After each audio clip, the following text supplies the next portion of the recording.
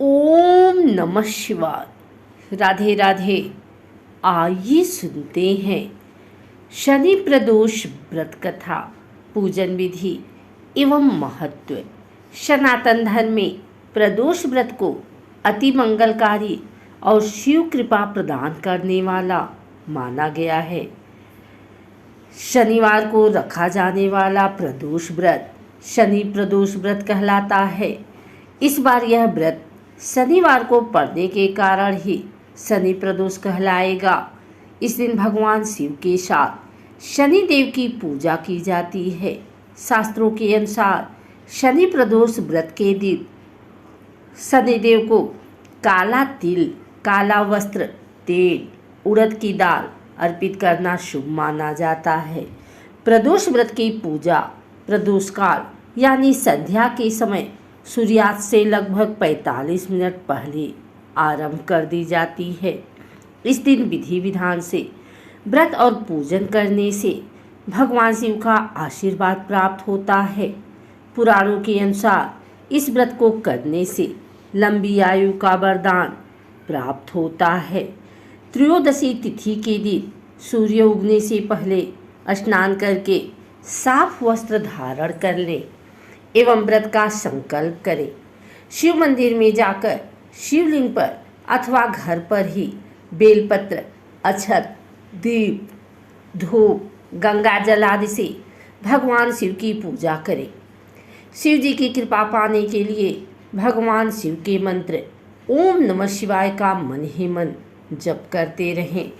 प्रदोष बेला में फिर से भगवान शिव का पंचामृत से अभिषेक करने के बाद गंगा जल मिले हुए शुद्ध जल से भगवान का अभिषेक करें। शिवलिंग पर शमी, बेलपत्र, कनेर, धतूरा, चावल, फूल, धूप दीप, फल, पान, सुपारी आदि अर्पित करें। इसके बाद शुद्ध घी का दीपक प्रज्वलित करें एवं शिव चालीसा का पाठ करें। तत्पश्चात कपूर प्रज्वलित कर भगवान की आरती कर भूल चूक की क्षमा मांगे। शनि प्रदोष व्रत का महत्व। शास्त्रों में शिव जी को शनि देव का आराध्य माना गया है, इसलिए शनि प्रदोष शिव जी की पूजा करने से आपकी समस्त मनोकामनाएं पूर्ण होती हैं और शनि के अशुभ प्रभावों से भी राहत मिलती है। मान्यता यह भी है कि इस व्रत के प्रभाव से संतान संबंधी परेशानियां भी दूर होती हैं। पुराणों के अनुसार प्रदोष के समय भगवान शिव कैलाश पर्वत पर नृत्य करते हैं। इसी वजह से लोग शिव जी को प्रसन्न करने के लिए इस दिन प्रदोष व्रत रखते हैं। आइए सुनते हैं शनि प्रदोष व्रत कथा। प्राचीन समय की बात है। एक नगर में सेठ धन दौलत और वैभव से संपन्न था। वह अत्यंत दयालु था। उसके यहाँ से कभी भी कोई भी खाली हाथ नहीं लौटता था। वह सभी को जी भरकर दान दक्षिणा देता था। लेकिन दूसरों को सुखी देखने वाले सेठ और उसकी पत्नी स्वयं काफ़ी दुखी थे, क्योंकि उनकी कोई संतान नहीं थी। एक दिन उन्होंने तीर्थ यात्रा पर जाने का निश्चय किया और अपने कामकाज सेवकों को सौंपकर चल पड़े। अभी वे नगर के बाहर ही निकले थे कि उन्हें एक विशाल वृक्ष के नीचे समाधि लगाए एक तेजस्वी साधु दिखाई पड़े। दोनों ने सोचा कि साधु महाराज से आशीर्वाद लेकर आगे की यात्रा शुरू की जाए। पति पत्नी दोनों समाधिलीन साधु के सामने हाथ जोड़कर बैठ गए और उनकी समाधि टूटने की प्रतीक्षा करने लगे। सुबह से शाम और फिर रात हो गई, लेकिन साधु की समाधि नहीं टूटी। मगर सेठ पति पत्नी धैर्यपूर्वक हाथ जोड़े पूर्वतः बैठे रहे। अंततः अगले दिन प्रातःकाल साधु समाधि से उठे।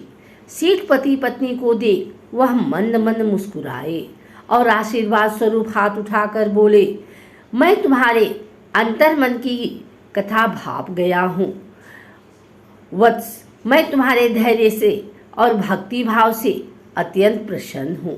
साधु ने संतान प्राप्ति के लिए उन्हें शनि प्रदोष व्रत की विधि समझाई और शंकर भगवान की निम्न वंदना बताई। हे रुद्रदेव शिव नमस्कार, शिव शंकर जगत गुरु नमस्कार, हे नीलकंठ सूर्य नमस्कार, शशि मौली चंद्र सुख नमस्कार, हे उमाकांत सुधी नमस्कार, उग्रत्व रूप मन नमस्कार, ईशान ईश प्रभु नमस्कार, विशेश्वर प्रभु शिव नमस्कार। तीर्थ यात्रा के बाद दोनों वापस घर लौटे और नियम पूर्वक शनि प्रदोष व्रत करने लगे। व्रत के प्रभाव और शिव जी की कृपा से सेठ की पत्नी ने एक सुंदर पुत्र को जन्म दिया।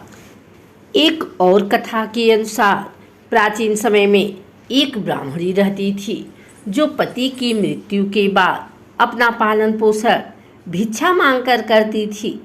एक दिन जब वह भिक्षा मांगकर लौट रही थी तो उसे रास्ते में दो बालक दिखे जिन्हें वह अपने घर ले आई। जब वे दोनों बालक बड़े हो गए तो ब्राह्मणी दोनों बालक को लेकर ऋषि सांडिल्य के आश्रम चली गई, जहाँ ऋषि सांडिल्य ने अपने तपोबल से बालकों के बारे में पता कर कहा, हे देवी, ये दोनों बालक विदर्भ राज के राजकुमार हैं। गंधर्व नरेश के आक्रमण से इनके पिता का राजपाट छिन गया है। ब्राह्मणी और राजकुमारों ने विधि विधान से प्रदोष व्रत किया। फिर एक दिन बड़े राजकुमार की मुलाकात अंशुमति से हुई। दोनों एक दूसरे को चाहने लगे। तब अंशुमति के पिता ने राजकुमार की सहमति से दोनों की शादी कर दी। फिर दोनों राजकुमार ने गंधर्व पर हमला किया और उनकी जीत हुई। बता दें कि इस युद्ध में अंशुमति के पिता ने राजकुमारों की मदद की थी। दोनों राजकुमारों को अपना सिंहासन वापस मिल गया और गरीब ब्राह्मणी को भी एक खास स्थान दिया गया, जिससे उनके सारे दुख खत्म हो गए। राजपाट वापस मिलने के कारण प्रदोष व्रत किया गया, जिससे उन्हें संपत्ति मिली और जीवन में खुशहाली आई। अगर आपको हमारी वीडियो अच्छी लगी हो तो इसे लाइक करें, कमेंट करें, शेयर करें। हमारे चैनल को सब्सक्राइब करके बेल नोटिफिकेशन ऑल पर सेट कर लें, ताकि आगे आने वाली वीडियो सबसे पहले आप तक पहुंच सके। धन्यवाद।